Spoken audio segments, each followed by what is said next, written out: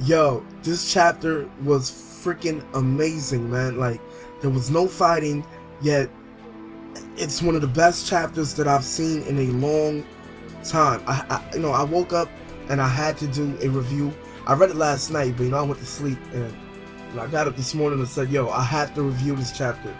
Sasuke always delivers the entertainment, and that is why he's my favorite character. But yeah, let's get into the review. So, the chapter starts with Team Taka. I don't know if that's what they're calling themselves now, or I should call them New Team Taka. They're standing in front of the Uzumaki Shrine. We find out that it is the Uzumaki Shrine, and they enter it, and there's like a wall with a bunch of Shinigami masks on them. Orochimaru searches the wall, and he grabs one of the masks off it and says, "This is the mask that they need." Now, I want to just talk about this real quick. That wall, there was like 20 or 30 different masks on that wall. So, are you telling me that there's more Shinigamis than just the Death Reaper, the Death God?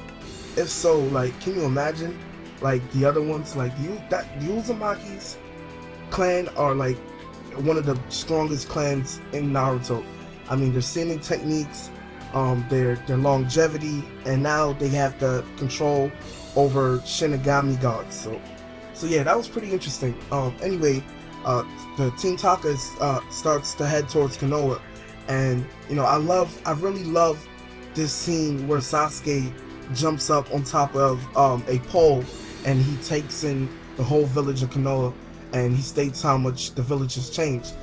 If you remember, when Naruto first returned in the beginning of part 2, he had a similar moment where he jumped up on a pole and he said, "This place hasn't changed at all."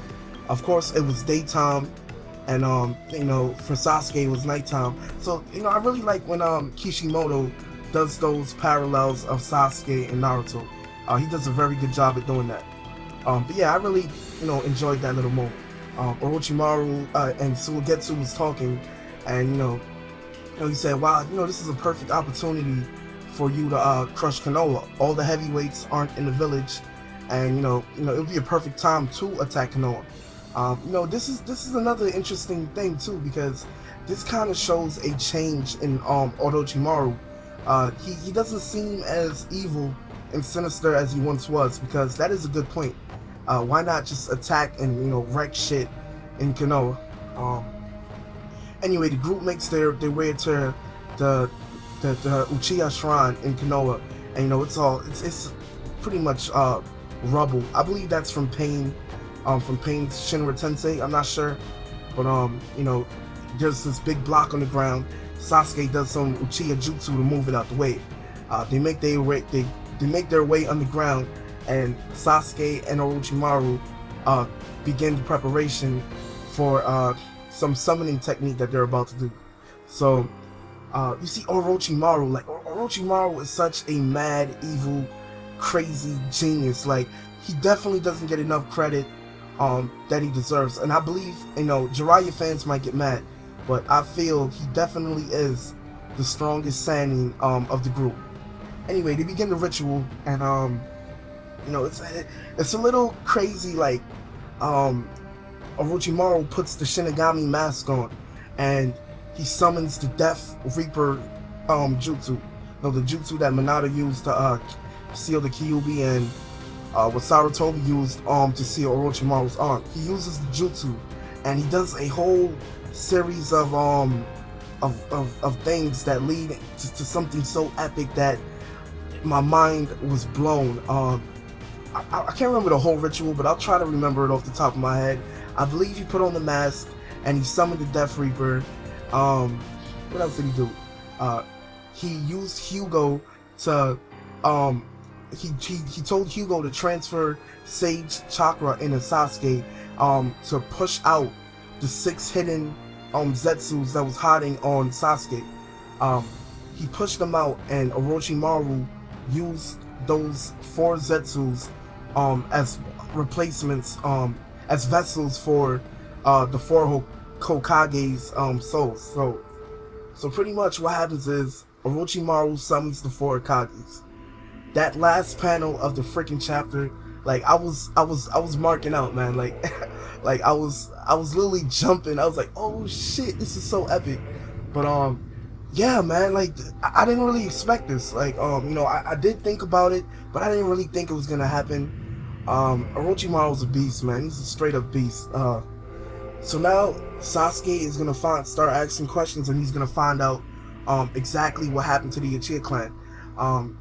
You know, and it's gonna be interesting to see how he interacts with each Kage. Like, to me, the most important Kage to Sasuke, to figuring out what exactly happened during the Uchiha massacre, would be Hiruzen. The first Hokage, Hashirama, could give him details on how the whole Uchiha Senju, you know, beef started with Madara. He can give insight towards that. The second Hokage can give insight on why he appointed the Uchiha as the police force, yet segregated the clan from the rest of Konoha. He can, you know, give more information about that. Hiruzen can definitely give a lot of information on the whole Uchiha massacre thing with Danzo and the whole reason why they did it. And Minato, you know, Minato can, you know, reveal more information about Tobi to Sasuke. Because remember, Sasuke doesn't know that Tobi was the one that attacked the village and summoned the Kyuubi. Remember when Tobi told Sasuke the story, he left that little piece of information out. So it's very interesting. And of course, they're going to end up talking about Naruto. So I don't know, man. Things are going to get crazy. Orochimaru has his arms back. He's inside of his a Zetsu body now. He's another potential danger to Sasuke. Who knows if the Hokages might cooperate and want to answer Sasuke's questions. All I know, shit is seriously about to go down next chapter. Sasuke's the man. Tell me what you guys think. What's gonna happen with Sasuke and the Kages? Do you think a big fight is gonna break out underground, or will they all get along? Will the Kages meet up with Madara and Obito and save the alliance and have one big battle royale? So much potential. So much potential. But yeah, man, this is PS360 HD2. That's my review of 618. Have a good day, guys. Peace. Yo, this chapter.